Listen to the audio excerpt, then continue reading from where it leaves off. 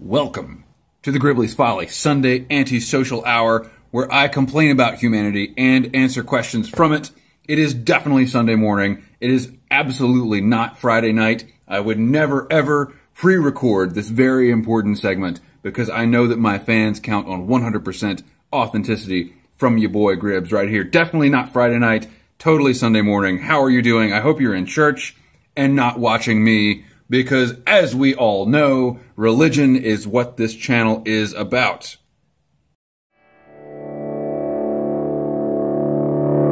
I am smoking in my Missouri Meerschaum Not So Stubby. Former Stubby added the tail. I'm smoking again this week Freiburg and Trier's Wingate mixture with just a dash of Perique. Yeah, making me sneeze. And it was what was down here on the table when I came to smoke. But it's pretty good. Now it's crispy dry. It's super, super dry. The dust mites in this tobacco are carrying canteens. That's an old YTPC pipe joke. If anybody knows where it comes from, you get bonus points in the Gribley's Folly Sunday Antisocials. I'm not sure what those points will count for one day. Maybe you'll get a tote bag or something.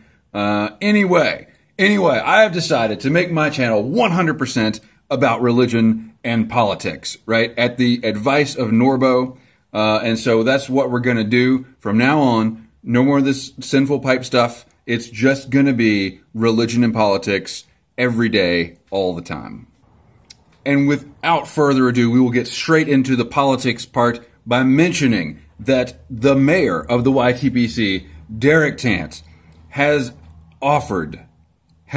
given us a very gracious opportunity to ask him anything as part of the hashtag AskGribbs hashtag campaign. Anyway, you can now hashtag AskGribbs to ask Derek Tant, and I will forward your very, very personal burning questions right to the mayor of the YTPC.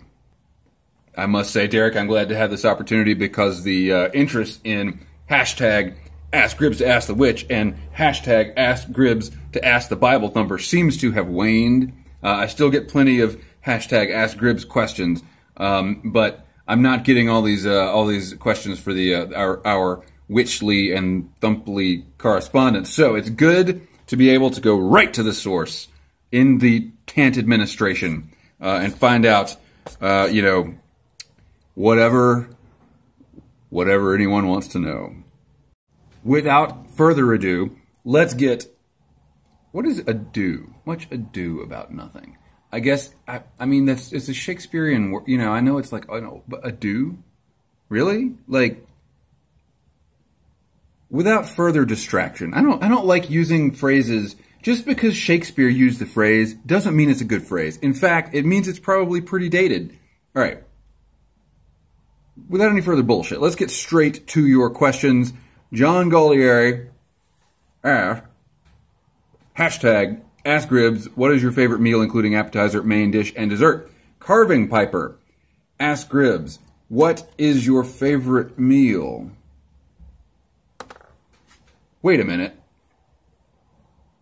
Are John Gallieri and Carving Piper the same person? This has never happened before. I've never gotten the same question from two different people in the same week. So wait a minute. But Paulie's brother, Mr. Gallieri, I don't want to blow your cover here, but wait, did you forget, do you have a witness protection YouTube account that's Carving Piper and you accidentally asked the question from the wrong account and then you were like, uh-oh, and then forgot to go delete it? Because you might want to lamb it, buddy. This is a good question nonetheless. I think that my favorite meal, there's a couple of, I'm going to put out some options here. Things that come to mind. Number one, breakfast. Cold pizza. That is my favorite breakfast food, bar none. Bar none. In fairness, though, I am from the South, and we eat breakfast pretty much every meal, so it doesn't really matter. Didn't hit the pause button. See, I made that whole video about the pause button, and now I can't. I have always said, if I were on death row, what I would choose for my last meal, there's this seafood deli place in Charleston, and they make one hell of a Cajun fried Mako shark fillet. That would probably be my last meal, and dessert would of course be key lime pie. Of course. For appetizers, shrimp and grits. Now, option number 3, of course, the best meal of all time, a brown sugar Pop-Tart between 2 other brown sugar Pop-Tarts. Devil's Advocate says, advocaat, pronounced advocar, is a Dutch egg-based alcoholic beverage. Ew. But yes, I know that's how your name is pronounced. I'm just messing with you. Typing Piper, hashtag Ask Gribs. Whoa, are you saying that an Italian beef sandwich is not a sandwich because of the bread? Yes, that's what I'm saying. I'm sorry. I got so many comments on this. I apologize, but listen, fellas, I don't make the rules. If there aren't 2 pieces of bread, right? How can the contents of the sandwich be sandwiched between anything? They can't be. They're just sitting on a piece of bread. I don't make this stuff up. It's in the Bible. When Christ was eating his sandwich at the Last Supper, there were 2 pieces of bread, okay? Unleavened bread, but bread nonetheless. Which brings us to our next question. Also from Typing Piper, people have been inspired to write penthouse letters. Hashtag Ask Gribs. Are they just as inspired as those who wrote the Bible? Yeah, I guess so. I mean, I don't know why that wouldn't be. I'm not saying... What? Let's put it this way. If you've read the entire Bible like me, you will know that there are parts of the Bible that sound very much like penthouse letters. So, who am I to say that penthouse letters aren't divinely inspired? Mayor Tant asks, hashtag Ask Gribs, Jacob and Laban, Rachel and Leah. Weird, right? Yeah, I know. How did Princess Leia get into this story too, is my question. What, and in this, like, is Laban Darth Vader? I don't know. It's very, very strange. But, Derek Tant, you should read this book that I'm reading right now, and I thought I brought it down here with me, but I guess I didn't. It is called The Red Tent, and it is by that author that wrote The Red Tent. It's really good. I mean, I'm selling this book. Huh? It's an interesting story. I think I've mentioned it here before. A retelling of the Jacob Laban schism from the point of view of the daughters, and it's pretty interesting. Granted, I have a 3-year-old, so it's going to take me like another 5 years to finish it. Is the phone doing that thing where it's all flipped on one side again? Is that usually it fixes itself? Is it going to do that? Are you going to fix yourself? Fix it! Come on! It is. Okay. All right. Billy Smock asks, who is the most famous person you've ever met? And that is a very fun question to answer. And it really depends on how you define met. Like, had a conversation with, spent the night in a hotel room with, just shook hands with them. And I think, met means you looked him in the eye, you said, hey, how you doing? Nice to meet you. That kind of thing. I think anything less than that, you can't really say you met someone. But, ow!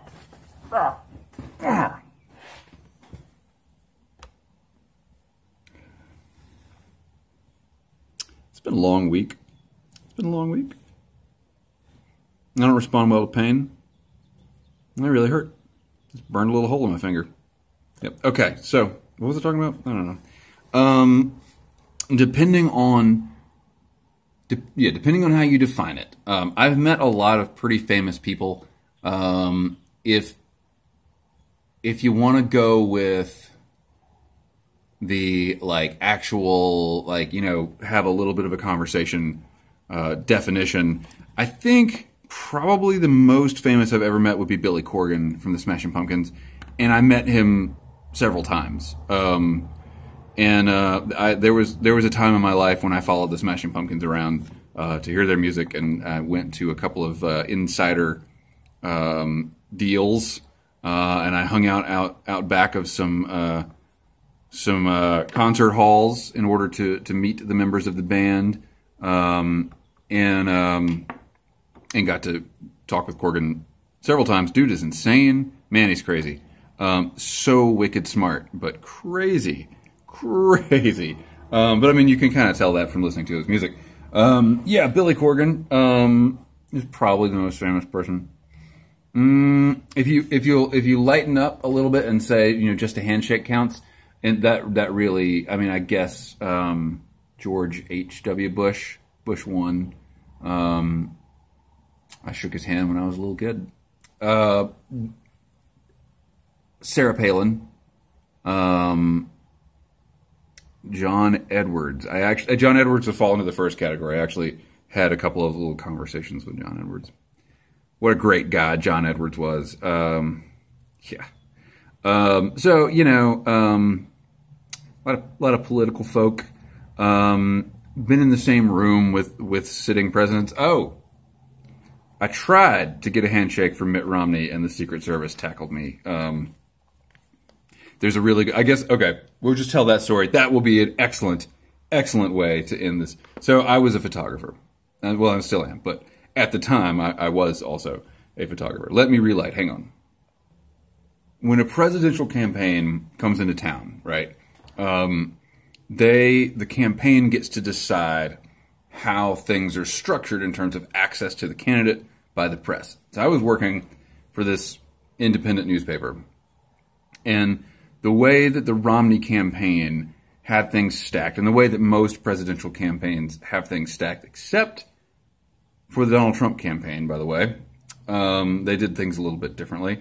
The way they stack up is the people that get the good photos are the traveling press pool, the New York Times, the Washington Post, still photographers for the big networks.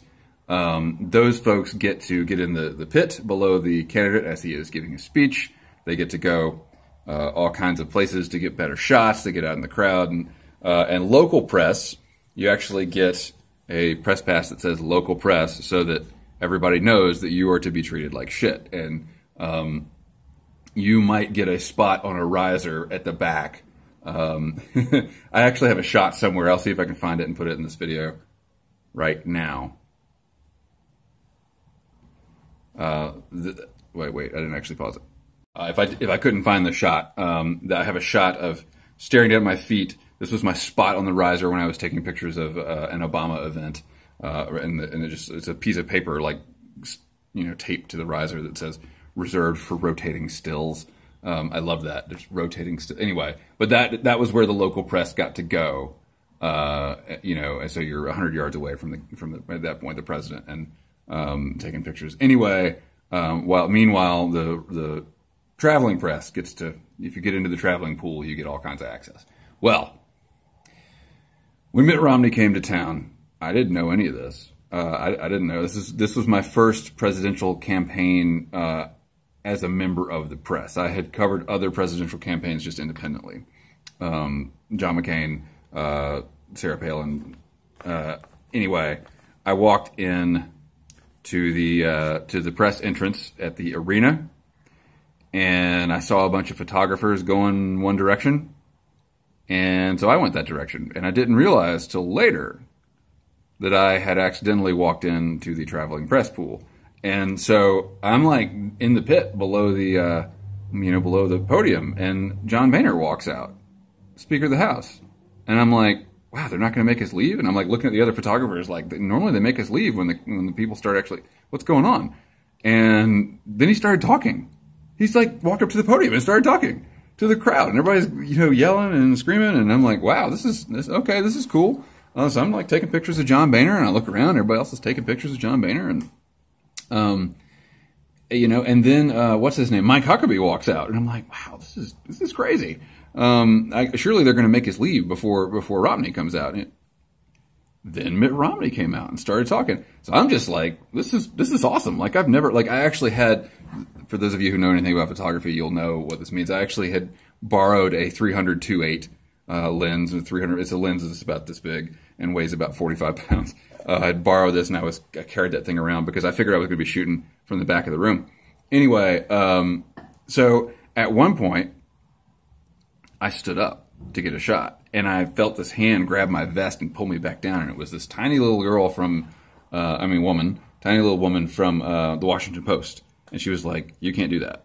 And I was like, what do you mean? She was like, you were just on national TV. Like your head was just on national TV. You just stood up into the line of the cameras. I was like, oh, okay. And she was like, you knew that, right? And I was like, oh yeah, I totally knew that. Yeah, of course. Yeah, I do this all the time. You know, and she was like, okay. So then about 10 minutes into this speech, you know, he's yakking about taxes or something. The Secret Service comes to get us, and they take us like through all these pathways, in the crowd, you know, and then they take us way, way up. And so, you know, it's like, you know, you run to a spot and you shoot a few pictures and you keep moving. And they took us way up into the rafters of the arena. And there was a local PD officer at, we went up an elevator, and the Secret Service did not get off the elevator with us. They were just like, go out there. So we went out and we're on this balcony, right, way above the crowd. And there's a local police officer standing there at this gate on the side of the balcony, and off the gate is a catwalk. And he's like, sorry guys, I can't let you on the catwalk. The Secret Service hasn't approved it. And we like turn around and the elevator doors are closing and the Secret Service is going back down. And we're like, but I mean, come on. Like all the photographers are like, dude, I mean, they brought us up here to go on the catwalk. And I'm like, yeah, they brought us up here to go on the catwalk. Dude, come on, let us in. And he's like, I'm sorry, I did not get a specific order to let anybody on the catwalk. I can't do that. And so all these people from the Times and the Post and the whoever's, they're just giving this guy hell, man, this poor local cop. Dude, come on. We always get to go on the catwalk. We've been going on, we've been on this campaign for 50 nights straight now. We always go on the catwalk, and we're missing our chance. And he's down there making a speech, and we're going to, So the guy gets on the radio, I guess, to Secret Service, and, starts saying, hey, the press wants to go up on the catwalk, blah, blah, blah. And so like 5 minutes later, a very disgruntled looking Secret Service agent, like the door's open, he comes out, and he's like, okay, local PD, like, I'll take it from here. So the cop steps aside, the Secret Service goes up, opens the gate, and then he like gets on his little lapel mic. And I'm sure that he said this for our benefit. But it did have a very sobering effect. He gets on his little lapel mic and he's like, this is, Agent 597 taking the press up on the catwalk. Hold your fire. Hold your fire. Yeah, so I was like, we went up on the catwalk and I was just like, oh my God. Like, the whole time I'm just like, okay, don't drop anything. And I'm like looking down on Mitt Romney. Like I'm literally standing above, like if I had dropped something, it would have landed on the stage with Mitt Romney. So anyway, this is such an embarrassing story. I feel so embarrassed. I've never told anyone about this. They take us back through the crowd and we get more pictures, and then the speech is wrapping up and they take us in the exit chute. The exit, like where the candidate will walk out, and everyone's, we're standing on the side of the chute, and all the fans are screaming and holding their hands out, and Mitt Romney's going down the line shaking hands, and I'm just standing there and I'm thinking this whole deal is done. Like I'm done. I got all the pictures. The speech is over, right? And might as well shake the guy's hand. I'm standing right here, and I'm like right on the edge of the crowd, and so I'm shooting, and he gets to me, and I like hold my hand out. Right, to get, because you meet a lot of politicians, you sort of collect handshakes. I shook that guy's hand, hold my hand out, and all of a sudden, this, again, a tiny little woman from the Secret Service grabs my arm and says, who the hell are you? You're not even supposed to be here. And I was like, oh shit. So she hauls me back into the hall of the little arena, and she's like, you're local press, aren't you? And I'm like, yes, ma'am. And she's like, get the hell out of here right now, or I'm going to arrest you. And I'm like, okay. So I turn around to walk out in the crowd. She's like, no. No, you don't get to go back into the crowd. Leave the building through the, like, servant's interest or whatever. So she takes me down to this elevator. She puts me in the elevator and like reaches in and presses the button for me. And I'm like, where am I going? And she's like, oh, you'll see when you get out. And so I go down and it opens, and I'm in the parking garage, the secret parking garage underneath the arena, right? And the doors open, and it was like a scene from The Matrix. Parked in this parking garage, like 6 rows deep, are Humvees from the SWAT team. And there's and the entire SWAT team is standing there on their Humvees and like sitting there on the Humvees, like smoking cigarettes and looking at me. And like the elevator doors open, and I'm just like, hey guys, and no one said a word. And I was just like, Secret Service told me to come down here and leave. And they're like, I'm like, so I'm just gonna leave. And so I had to walk through all these rows of Humvees and with the entire like local PD SWAT team staring at me, and I was never more glad to exit the building than I was that day. So that is the story of how I didn't get to shake Mitt Romney's hand. What a loss! Actually, I'm much happier to have that story than I would have been to have shaken Mitt Romney's hand. To have shaken, to whatever, to have met Mitt Romney. I don't care about Mitt Romney. Anyway, all right. I think that should do it for this week's Sunday Antisocials. Watch out for the Secret Service. They mean business. If you take nothing else away from my channel, take that away. Don't mess with the Secret Service. And keep the ends out for the ties that bind.